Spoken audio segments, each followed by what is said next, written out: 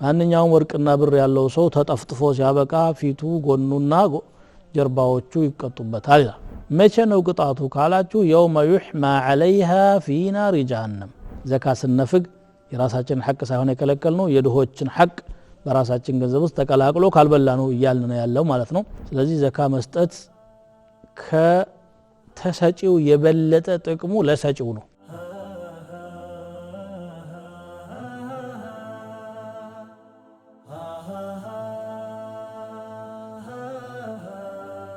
الحمد لله والصلاة والسلام على سيدنا رسول الله وعلى آله وأصحابه وموالاه እቺ ፕሮግራም ወሳኝ የሆኑ ጥያቄዎችን መልስ የምንሰጥባት አጭር ፕሮግራም ናት በመከታተል እንድትጠቀሙ ከወዲሁ እየጋበዝኳችሁ የዛሬውን ጥያቄ እና መልሱን አቀርብላችኋለሁ ዘካ መስጠት ፈዲላው ወይም ሰዋቡ ምንድነው አለ መስጠት ቅጣቱ እስከምን ድረስ ነው የሚል ጥያቄ ነው እፊት ለፊት ያለው ዘካ ማለት ከቃሉ ለነሳና ዘካ የዝኩ ከሚለው የአረብኛ ስርወ ቃል የመጣ ነው ትርጉሙም መጽዳት በረከት ልማት ማለት ነው الطهارة النماء الزيادة ብለው በቋንቋ ይፈስሩታል ለምን እንዲህ ተባለ ዘካን የሚሰጥ ሰው ከወንጀሉ ይጸዳበታል ገንዘቡ በረከት ያገኝለታል ይለማለታል ስለዚህ ዘካ መስጠት ከተሰጪው የበለጠ ጥቅሙ ለሰጪው ነው በሰጠ ቁጥር አላህ ይተካለታል ይጨምርለታል وما أنفقتم من شيء فهو يخلفه ነው በመሰረቱ ሰደቃ ተሰጥቶ ድህነት አይመጣም ما نقص مال امرئ من صدقه ብለዋል ነብዩ ሰለላሁ ዐለይሂ ወሰለም አለመስጠትስ ቅጣቱ ምንድነው ካላችሁ በጣም ከባድ የሆነ ቅጣት እንዳለው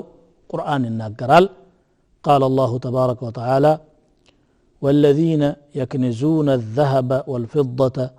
ولا ينفقونها في سبيل الله فبشرهم بعذاب أليم እነዚያ ወርቅና ብርን የሚያደልቡ በአላህ መንገድ የማይመጸውቱ ማለት ምንድነው ግዴታ የሆነባቸውን ዘካ የማይሰጡ ሙፈሲሮች እንዳሉት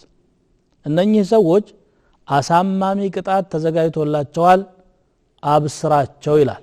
እንግዲህ ደስ የሚላቸው ከሆነ የሚጠብቃቸው ቅጣት ነው በዚህ ይደሰቱ ይሄ እየተሳለቀባቸው ነው መቼ ነው ቅጣቱ ካላችሁ የውመ ይህማ عليها في نار جهنم በጀሃነም እሳት ውስጥ በሚጋጋሉ እለት ነው ምኖቹ ወርቅና ብሮቹ ራሳቸው በእሳት ይግላሉ በጀሃነም ከዛ በኋላ ፈትኩዋ بها جباههم የንፉጎቹ ዘካ ከልካዮቹ ግንባሮች ይጠበሳሉ وجنوبهم ጎኖቻቸው وظهورهم ጀርባዎቻቸው ሶስት የሰውነት አካላትን ያነሳው ለምን ሲባል ችግረኛው ደሃው ወደ ባለ ሀብቱ መጀመሪያ ፊት ለፊት ነው የሚመጣበት አሉ ዑለማዎች ግንባሩን ነው የሚያሳየው ከዛ ሊነፍግ ሲፈልግ ግራ ጎኑን ቀኝ ጎኑን ወይም ግራ ጎኑን ነው የሚያሳየው ከደሃ ጋር ላለመነጋገርና ችግሩን ላለመፍታት ጎኑን ስላሳየ ጎኖቹ ይቀጣሉ ከዛም አልፎ ተርፎ ጀርባውን ያሳየዋል ከዛም ጀርባው ይቀጣል ማለት ነው فتكوى بها جباههم وجنوبهم وظهورهم كذاس هذا ما كنزتم لأنفسكم فذوقوا ما كنتم تكنزون